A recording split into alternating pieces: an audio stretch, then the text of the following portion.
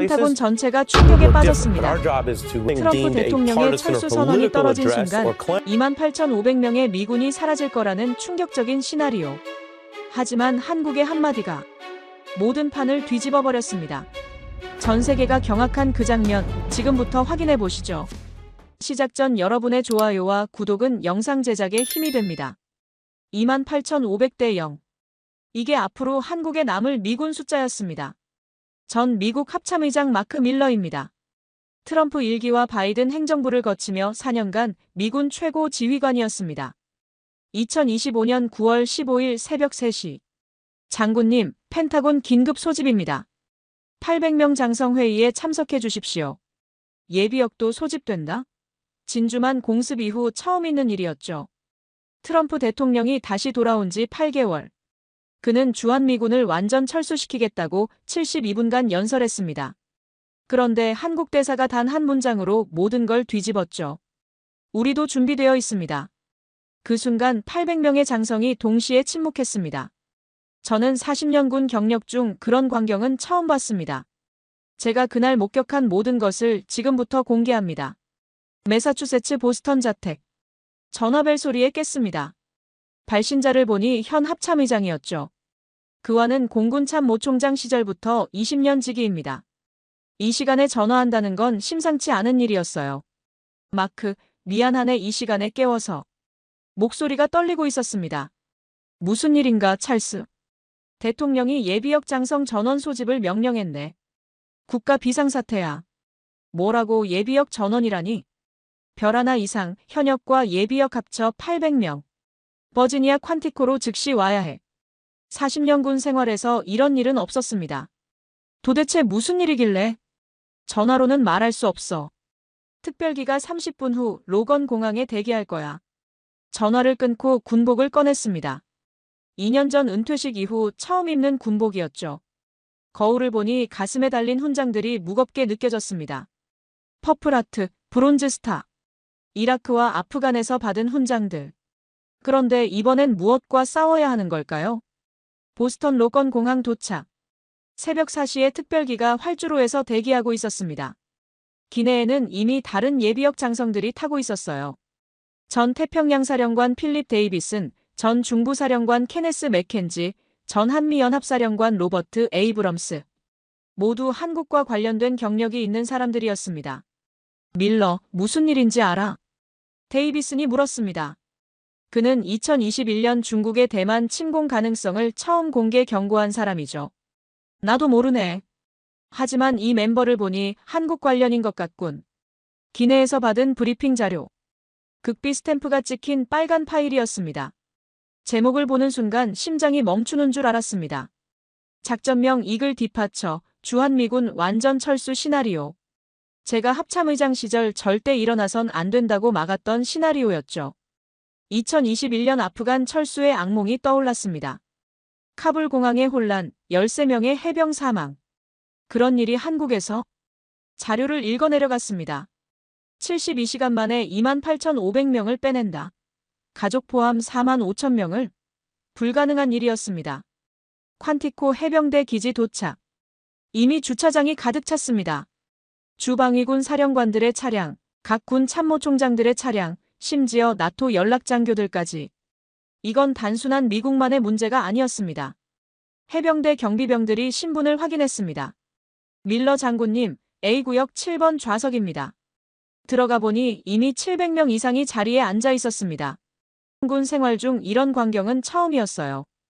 육군 사성 장군 15명, 해군 사성 제독 11명, 공군 사성 장군 12명, 해병대 사성 장군 4명. 그리고 3성, 2성, 1성 장군들까지. 미국 군사력의 두뇌가 한자리에 모인 거였죠. 분위기는 장례식장 같았습니다. 모두가 불안한 표정으로 서로를 바라보고 있었어요. 제 옆자리는 현 주한미군 사령관이었습니다. 그의 손이 미세하게 떨리고 있었어요. 폴, 괜찮나? 솔직히 말하면 아니야, 마크. 어제 한국 국방부와 통화했는데 분위기가 심상치 않았어. 무슨 얘기를 했길래? 그들이 물었어. 72시간이면 충분하냐고. 오전 6시 정각. 회의장 문이 열렸습니다. 트럼프 대통령이 들어왔습니다. 피트 헤그세스 국방장관, 마이크 월츠 국가안보보좌관과 함께였죠. 트럼프의 첫마디. 여러분, 오늘은 미국 역사상 가장 중요한 날이 될 것입니다. 트럼프는 연단에 섰습니다. 제가 시계를 확인했더니 정확히 72분의 연설이었어요. 미국은 더 이상 세계의 경찰이 아닙니다. 우리는 미국 우선주의로 돌아갑니다. 시작부터 불길했습니다. 국방부. 이제 그런 이름은 필요 없습니다. 우리는 전쟁부가 될 겁니다. 펜타곤이 아니라 워르타곤이 되는 거죠. 헤그세스 장관이 거들었습니다. 정치적 올바름의 시대는 끝났습니다. 여성도 남성과 같은 체력 기준을 통과해야 전투병과에 갈 수 있습니다. 트랜스젠더? 군대는 사회 실험장이 아닙니다. 장성들 사이에서 웅성거림이 시작됐습니다. 하지만 이건 시작에 불과했죠. 48분째, 드디어 핵심이 나왔습니다. 주한미군 28,500명. 우리가 70년간 그들을 지켜줬습니다. 6.25 전쟁에서 미군 36,000명이 죽었죠. 그런데 한국은 작년에 겨우 13억 5천만 달러만 냈습니다. 트럼프가 손가락으로 동그라미를 그렸습니다. 제로를 의미하는 거였죠. 일본은 GDP의 2%를 국방비로 쓰고 우리에게 연 80억 달러를 냅니다. 한국, GDP 1.8조 달러인 나라가 13억? 이건 모욕입니다. 그가 주먹으로 연단을 쳤습니다. 내년부터 100억 달러입니다. 5배 아니 7배 인상입니다.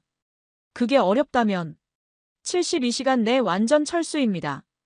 단 한 명도 남기지 않을 겁니다. 제 옆에 앉은 럭케머라 사령관의 안색이 하얗게 질렸습니다. 이건 미친 짓이야. NDAA에 28,500명 유지가 명시되어 있는데 그가 작게 중얼거렸지만 트럼프는 계속했습니다. 의회. 나는 전시 대통령 권한을 사용할 겁니다. 국가 비상사태를 선포하고 즉시 철수를 명령할 수 있습니다. 바로 그때였습니다. 회의실 뒤쪽에서 누군가 일어섰어요. 주미 한국 대사관 무관 중장이었습니다. 한국 육사 출신으로 미 육군대학원을 졸업한 엘리트였죠. 제가 합참의장 시절 몇 번 만났던 기억이 있습니다. 조용하지만 날카로운 사람이었어요. 대통령님, 발언 기회를 주십시오. 트럼프가 짜증스럽게 손짓했습니다. 누구야 한국 대사관. 1분 줍니다.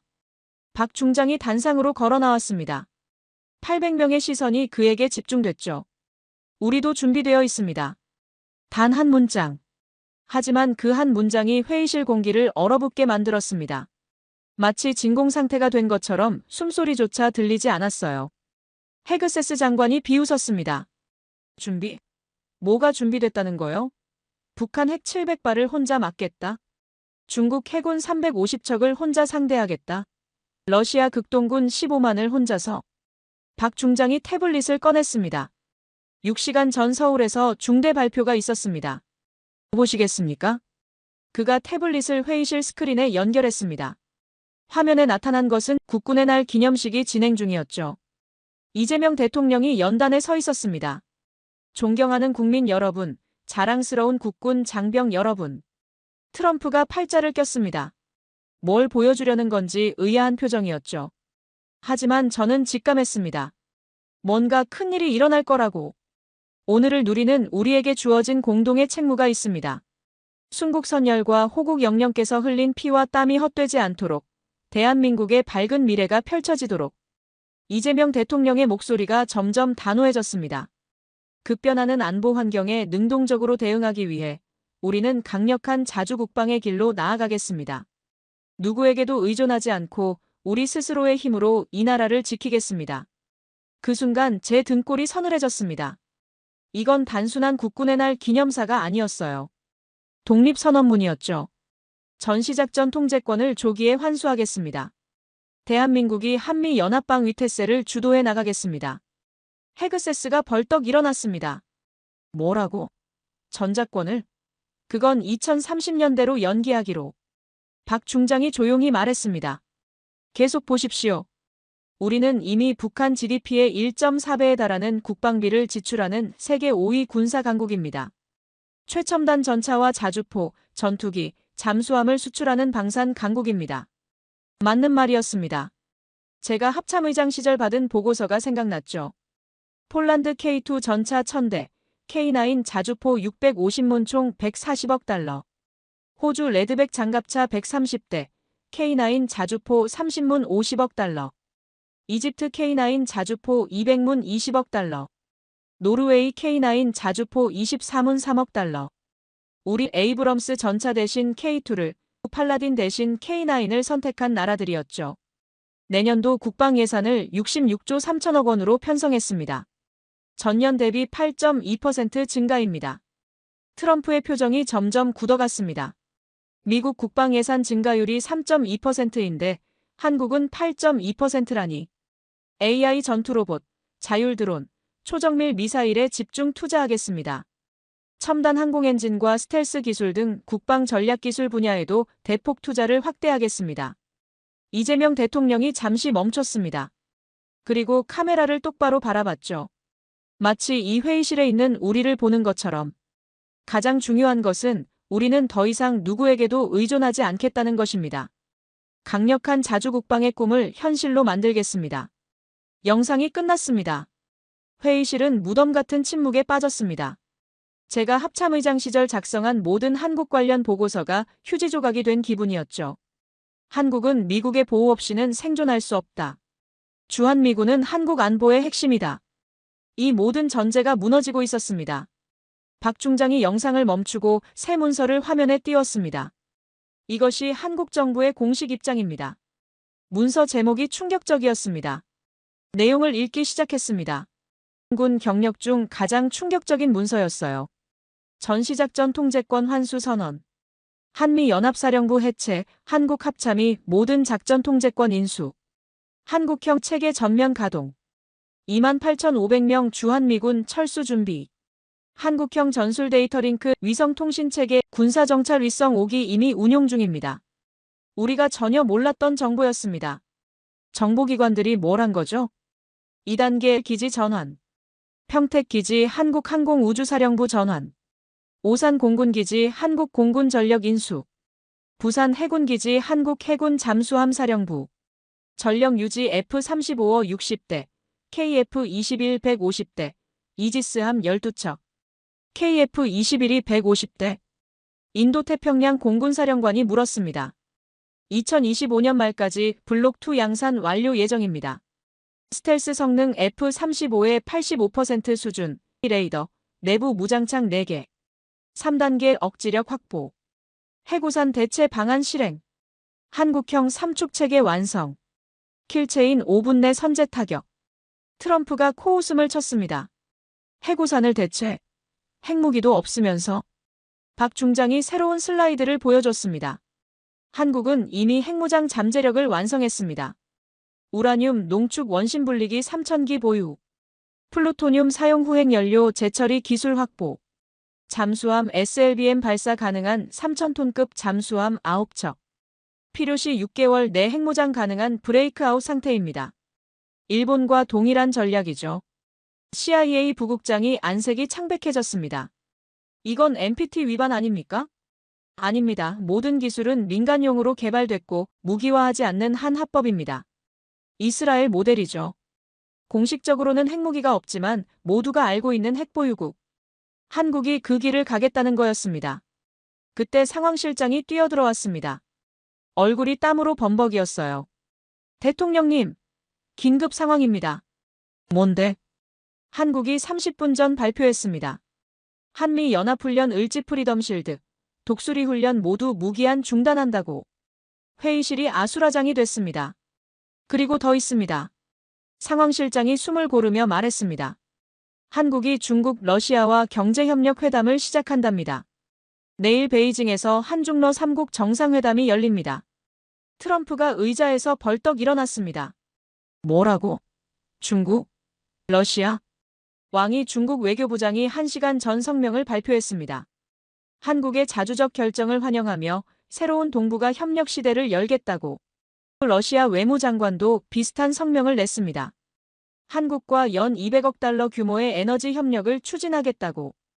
회의실이 아수라장이 됐습니다. 제가 합참의장 시절 구축한 인도 태평양 전략의 핵심은 한미 일대 중러북 구도였습니다. 한국을 우리 편에 묶어두는 것이 핵심이었죠. 그런데 한국이 중립으로 빠진다? 아니, 더 나아가 중러와 손잡는다? 이건 재앙이야. 누군가 중얼거렸습니다. 맞는 말이었죠. 월츠 국가안보보좌관이 태블릿을 들어 보였습니다. 더 나쁜 소식입니다. 방금 도쿄 증시와 뉴욕 증시가 화면에 빨간색 숫자들이 가득했습니다.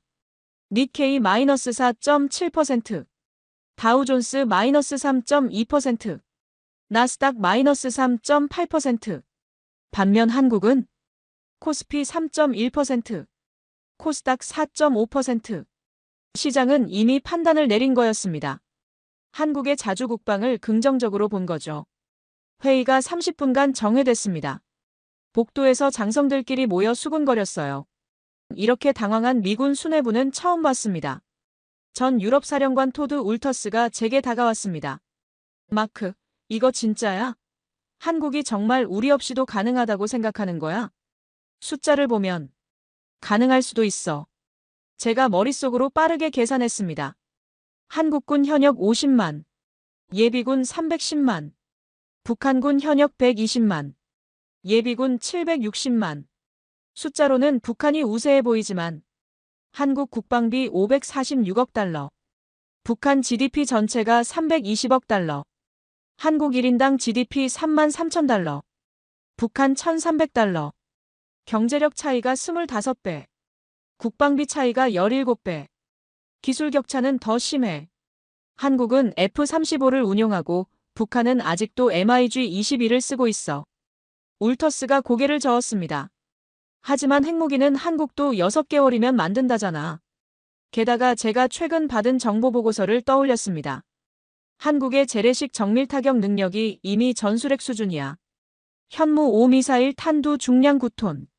벙커버스터로 지하 300m 관통. 북한 지휘부를 재래식 무기로 제거할 수 있다는 거지. 회의가 재개됐습니다.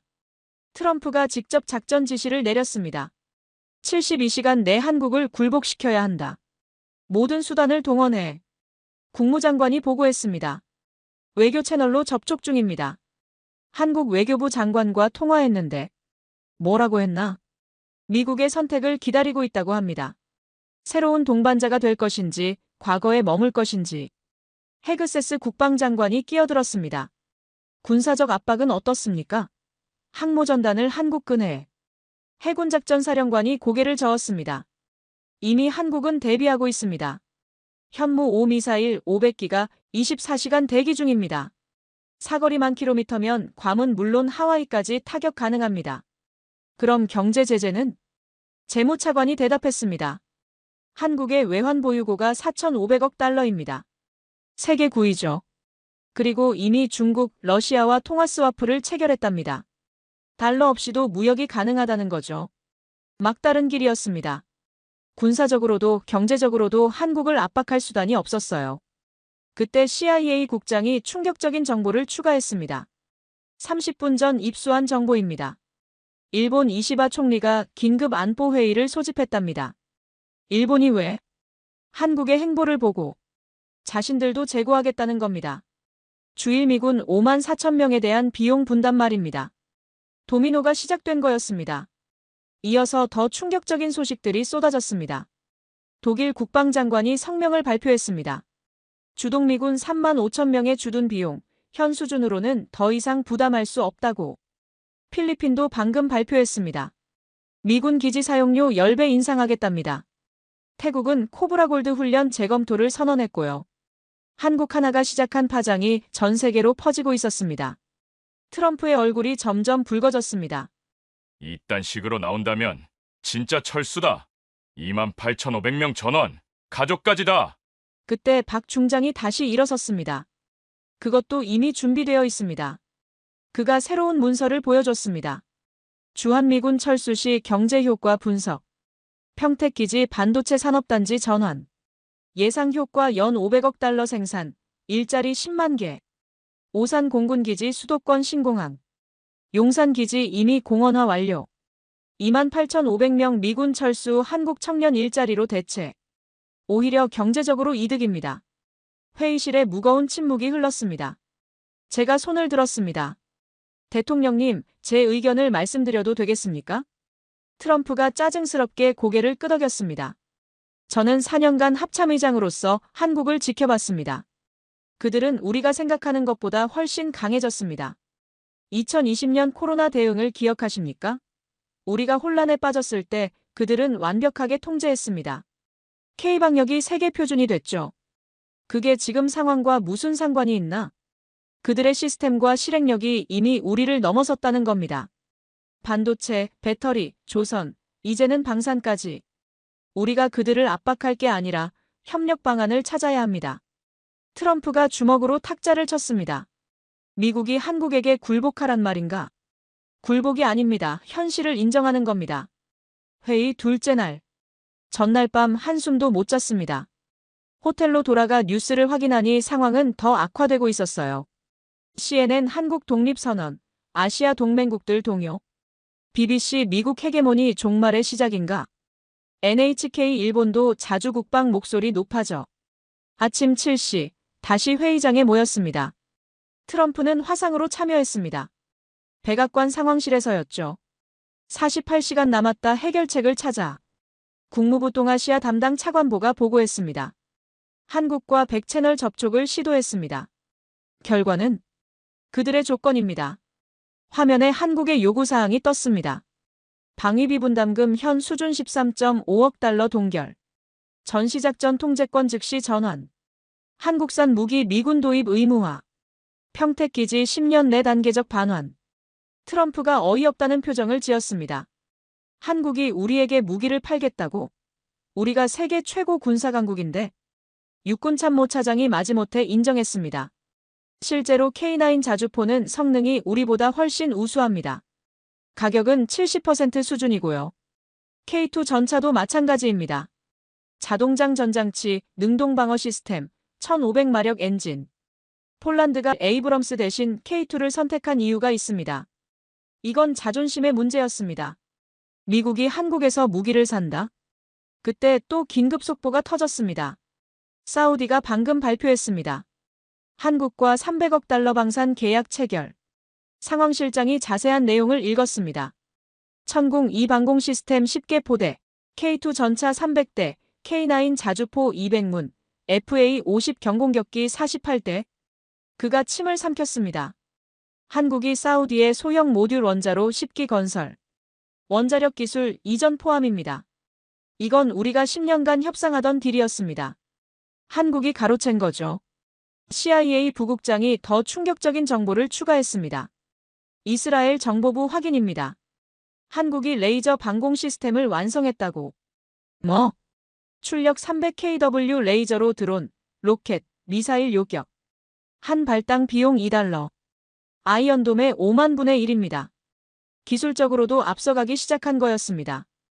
인도태평양 사령부 정보참모가 추가 보고를 했습니다. 더 심각한 건 이겁니다. 한국이 어제 발표한 코리아 디펜스 말입니다. 그게 뭔가? 쉽게 말해 아시아판 나토를 한국이 주도하겠다는 겁니다. 구체적 내용이 화면에 떴습니다. KDI 참여국 및 협력 내용. 베트남 K9 자주포 100문 20년 장기 저리 차관. 인도네시아 KF-21 48대 공동 생산. 말레이시아 천궁 방공 시스템. 필리핀 한국형 구축함 세척. 태국 K2 전차 기술 이전. 전부 미국 무기를 대체하는 거 아닙니까? 우리가 수십 년간 구축한 아시아 방산 시장을 한국이 하루아침에 가져가는 거였어요. 복도에서 일본 방위성 관계자를 만났습니다. 옵저버 자격으로 참석 중이었죠. 쿠로다 장군, 일본 입장은 어떻습니까? 그가 한숨을 쉬었습니다. 솔직히 말씀드리면 부럽습니다. 부럽다고요? 한국은 전자권도 가지고 독자적 방산 산업도 구축했습니다. 우리는 아직도 평화헌법에 묶여있고 F-35는 미국에서 완제품으로만 사야 하고 한국의 KF-21은 자체 생산인데 말이죠. 일본도 한국처럼 하고 싶다는 겁니까? 한국처럼 우리도 자주권을. 이런 플래카드를 들고요. 도미노는 계속되고 있었습니다. 긴급 뉴스가 또 터졌습니다. 1시간 전 한국에서 역사적인 순간이 있었습니다. 화면에 울산현대중공업 조선소가 나타났습니다. 대한민국 최초의 핵추진 잠수함 진수식입니다. 800명이 동시에 숨을 멈췄습니다. 핵 추진 잠수함. 그것은 진정한 해양 강국의 상징이었죠. 미국, 러시아, 중국, 영국, 프랑스, 인도. 단 6개국만 보유한 기술이었습니다.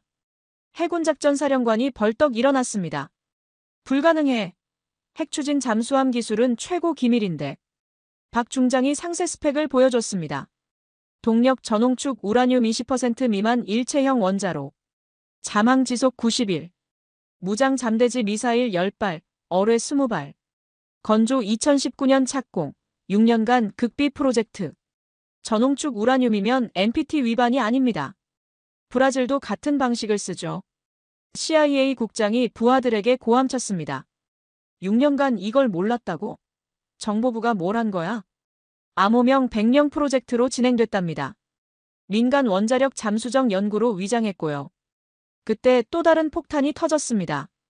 인도가 한국과 군사협력 협정을 체결했습니다. 인도 국방장관이 서울을 깜짝 방문해 협정을 맺은 거였습니다. 브라모스 미사일 기술 K9 자주포 기술 교환. 인도 항모 건조에 한국 조선소 참여. 5세대 전투기 공동 개발. 쿼드의 한 축인 인도마저 한국과 손잡은 거였습니다. 트럼프가 화면에서 소리쳤습니다. 당장 서울로 가. 무슨 수를 써서라도 막아. 헤그세스 장관이 일어섰습니다. 제가 직접 가겠습니다. 밀러, 자네도 같이 가.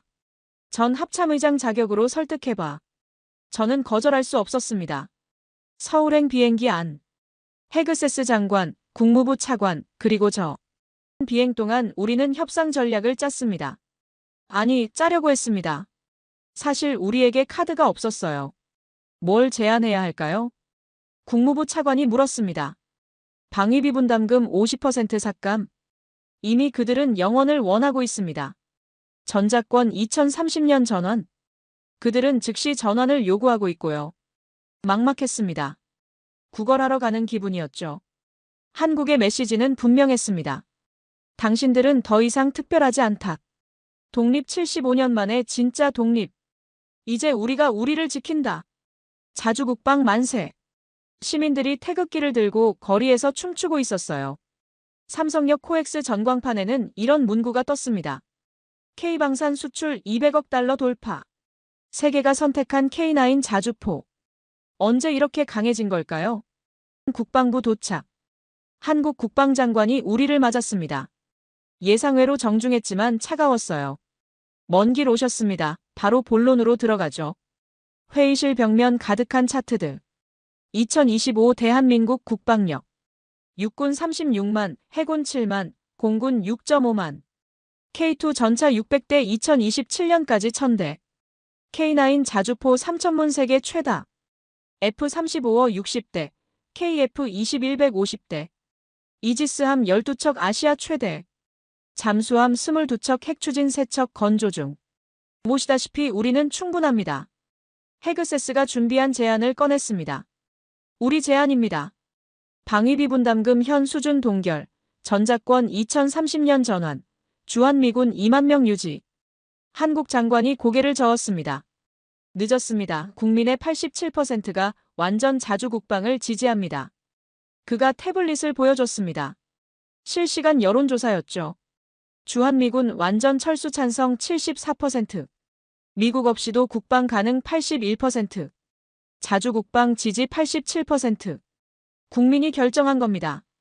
우리가 폴란드에 무기 팔고 호주 지키고 사우디 방어하는데 정작 우리나라는 못 지킨다고요? K-팝도 세계 정복했는데 K방산이 못할 게 뭐예요? 그들의 자신감은 진짜였습니다. 밤 10시 협상 재개. 헤그세스가 최후 통첩을 했습니다. 이 제안을 거부하면 완전 철수입니다. 단 한 명도 안 남기고. 한국 장관이 미소 지었습니다. 그렇게 하십시오. 뭐라고요? 평택기지 인수 준비는 끝났습니다. 110억 달러짜리 최신 기지를 공짜로 돌려받으니 오히려 감사하죠. 그가 새로운 문서를 보여줬습니다. 한국 호주 인도 해양동맹. 한국 아세안 방산협력체. 미국 없어도 됩니다. 체크메이트였습니다. 새벽 2시. 헤그세스가 워싱턴에 전화했습니다. 대통령님 실패했습니다. 스피커폰으로 트럼프의 목소리가 들렸습니다. 그럼 철수해. 다 철수. 하지만 모두 알고 있었죠. 그게 최악의 선택이라는 걸. 주한미군 철수. 일본도 제 협상 오래전 한국에 처음 왔을 때 생각이 났습니다. 그때 한국은 GDP 700억 달러의 개발도상국이었죠. 지금은 1조 8천억 달러의 선진국입니다. 오전 10시. 트럼프가 최종 결정을 내렸습니다. 받아들여라. 그 두 마디로 70년이 끝났습니다. 헤그세스가 서명했습니다. 한미 신동맹 협정. 주한미군 5,000명으로 감축. 평택기지 한국 반환. 방위비 분담금 면제. 전작권 즉시 전환. 한국 국방장관이 말했습니다. 이제 우리는 동등한 파트너입니다. 오후 2시. 이재명 대통령이 대국민 담화를 발표했습니다. 1945년 해방, 1953년 정전, 그리고 2025년 오늘. 우리는 마침내 완전한 자주독립을 이뤘습니다. 귀국 비행기 안. 저는 보고서를 썼습니다. 우리는 동맹을 잃은 게 아니다. 시대가 바뀐 것이다. 2025년 현재. 일본 주일미군 비용 재협상 요구. 독일 주동미군 감축 논의. 필리핀 미군 기지 사용료 10배 인상. 모든 나라가 한국의 길을 따르고 있습니다. 미국은 여전히 강대국입니다. 하지만 더 이상 유일한 초강대국은 아닙니다. 제가 군 생활을 마치며 깨달은 것. 제국은 영원하지 않습니다. 하지만 자주독립의 정신은 영원합니다. 6.25의 폐허에서 일어선 나라. IMF를 극복한 나라. 우리가 지켜야 한다고 믿었던 그 나라. 그들이 이제 우리에게 가르쳐줍니다. 진정한 힘은 무기가 아니라 정신에서 나온다고. 대한민국. 그들이 진짜 독립을 선언한 날. 그리고 800명의 미군 장성이 침묵한 날. 역사는 이 날을 기억할 것입니다. 팍스 아메리카나가 끝나고 새로운 다극시대가 시작된 날로. 그 시작점에 대한민국이 있었다고. 여러분의 좋아요와 구독은 다음 영상 제작에 큰 힘이 됩니다.